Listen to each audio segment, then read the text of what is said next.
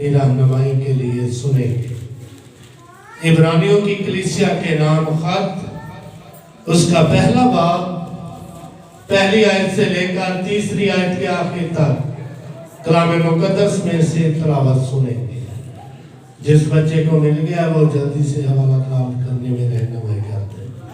खुदावंद के पाक नाम में यूं लिखा है, अगले ज़माना में खुदा ने बाप दादा से हिस्सा बा हिस्सा और तना बा तना नबियों की मार्फत कलाम करके इस ज़माना के आखिर में हमसे बेटे की मार्फत कलाम किया, जिसे उसने सब चीज़ों का वारिस ठहराया और जिसके वसीला से उसने आलम भी पैदा किए। वो उसके जलाल का परताव और उसकी ज़ात का नक्श होकर सब चीज़ों को अपनी कुदरत के कलाम से संभालता है। वो गुनाहों को धोकर आलमे बाला पर कुबरिया की दहनी तरफ जा बैठा। आमीन।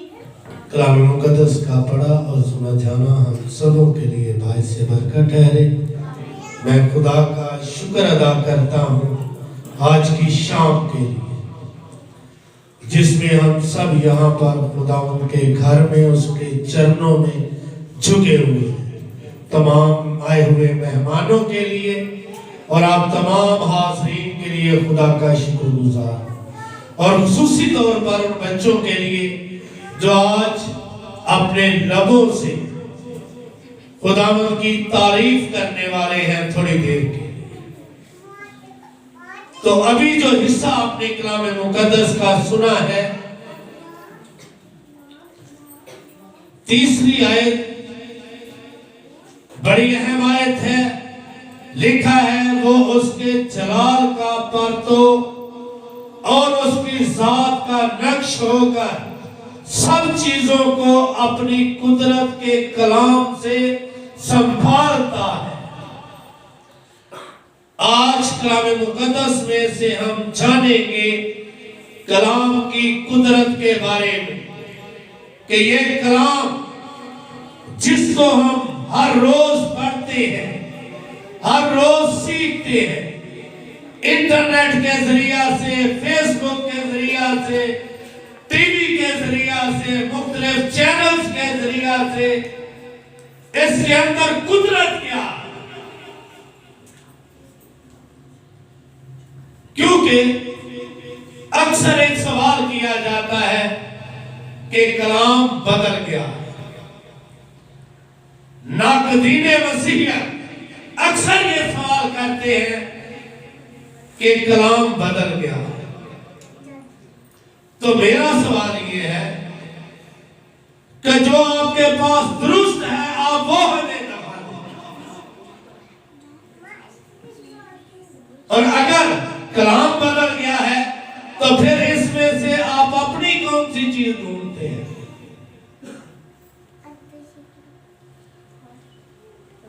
इस कलाम के अंदर ये कुदरत है, ये पावर है कि ये आज तक बदला नहीं, बल्कि इसने सदियों से लेकर अब तक जिंदगियों को जरूर बदला। आमीन। ये अब तक जिंदगियों को बदलता आ रहा है, और जब तक ये दुनिया कायम है ये जिंदगियों को बदलता रहेगा, क्योंकि इसके अंदर कुदरत है। मैं इसको लंबा नहीं करना चाहता, मेरे साथ कलाम मुकद्दस को खोले। हिजकिय्याह की किताब उसका 37वां बाब। यहां पर आपको जिक्र मिलेगा हिजकिय्याह नबी के बारे में, कि जब वो कहता है कि जब खुदा ने मुझे उठाया और मुर्दा हड्डियों की वादी में जाकर छोड़ दी, और जब मुर्दा हड्डियों की वादी में मुझे छोड़ा तो खुदा ने एक सवाल किया हिजकिय्याह नबी से। उसने कहा कि क्या ये मुर्दा हड्डियां जिंदा हो सकती है?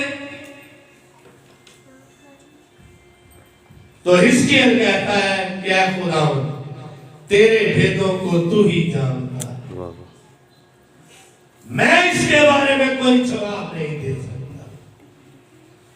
तो बाइबल बयान करती है कि खुदा ने हिजकिय्याह नबी से हड्डियों पर क्या कर, नबूवत कर, इन्हें खुदा का कलाम सुना। और लिखा है कि जब उसने उन मुर्दा हड्डियों पर नबूवत की, उन्हें कलाम सुनाया, तो वो हड्डियां जो बिखरी हुई थी वो इकट्ठी होना शुरू हो गई। इस कलाम के अंदर ये कुदरत है कि ये मुर्दा हड्डियों को इकट्ठा करने की ताकत रखता है। और बाइबल मुकद्दस बयान करती है कि जब हिजकिय्याह ने नबूवत की, उन्हें कलाम सुनाया, तो वो हड्डियां जो मुर्दा थी वो इकट्ठी होना शुरू हो गई। फिर इस कलाम के अंदर कुदरत है कि ये मुर्दा हड्डियों को जान देता है। और आप सब जानते हैं खुदावंद यीशु मसीह ने अपने कलाम की कुदरत से मुर्दों को जिंदा किया है, लोगों के सामने, हजूम के सामने, बड़ी बड़ी भीड़ के सामने, क्योंकि इस कलाम के अंदर ये ताकत है। और यहां पर भी खुदा ने हिजकिय्याह से कहा कि फिर इन हड्डियों पर नबूवत का, इन्हें फिर खुदा का कलाम सुना। और लिखा है कि जब उसने खुदा का कलाम उन्हें सुनाया, उन पर नबूवत की, तो उन हड्डियों में जान आना शुरू हो गया, उन पर मांस आना शुरू हो गया, क्योंकि इस कलाम के अंदर कुदरत पाई जाती। ये अपने अंदर ताकत रखता है। ये महज सिर्फ अल्फाज नहीं है, ये महज सिर्फ एक बुक्स का मजमुआ नहीं है जो हमारे पास मौजूद है 66 किताबों की सूरत, बल्कि इसके अंदर ताकत है, कुदरत है। यह जिंदगियों को बदलता है, यह मुर्दा हड्डियों में जान डाल देता है, यह मुर्दों को जिंदा करने की कुदरत रखता है। और आज भी यह उन ईमानदारों को जो बिखर चुके हैं, अलग अलग हो चुके हैं, उन्हें इकट्ठा करने की कुदरत रखता है। गो कि हमारी एक दूसरे से कितनी भी अदालत क्यों ना हो, लेकिन जब हम खुदावंद के घर में आते हैं तो सब इकट्ठे इक्वल एक जगह पर बैठते हैं। ये कलाम की कुदरत, आमीन। ये अपने अंदर ताकत रखता है। कोई हमें इकट्ठा नहीं कर सकता, कोई एक जगह पर हमें बिठा नहीं सकता। मैं एक शख्स के बारे में पढ़ रहा था, वो कहता है कि मैंने दुनिया में बड़ा प्रचार किया है कि मैं सबको एक जगह पर, एक प्लेटफॉर्म पर इकट्ठा कर सकूं, लेकिन मैं नाकाम रहा। जब मैं नाकाम हो गया तो फिर मैंने बाइबल का सहारा लिया, फिर मैंने बाइबल का सहारा लिया, और फिर मैंने खुदा से दुआ की, क्योंकि बाइबल के अंदर यह कुदरत है कि ये दुनिया को एक जगह पर इकट्ठा खड़ा कर सकती। इसके अलावा ना कोई कानून, ना कोई मुल्क, ना कोई कौम, ना कोई अकीदा दुनिया को एक जगह पर, एक प्लेटफॉर्म पर इकट्ठा कर सकता सिवाय इस कलाम के, क्योंकि इसके अंदर कुदरत है।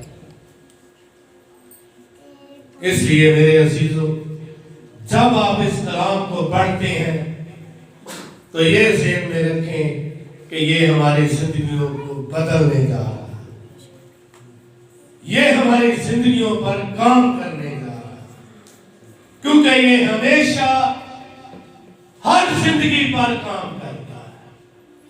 ये कभी भी बेतासीर नहीं।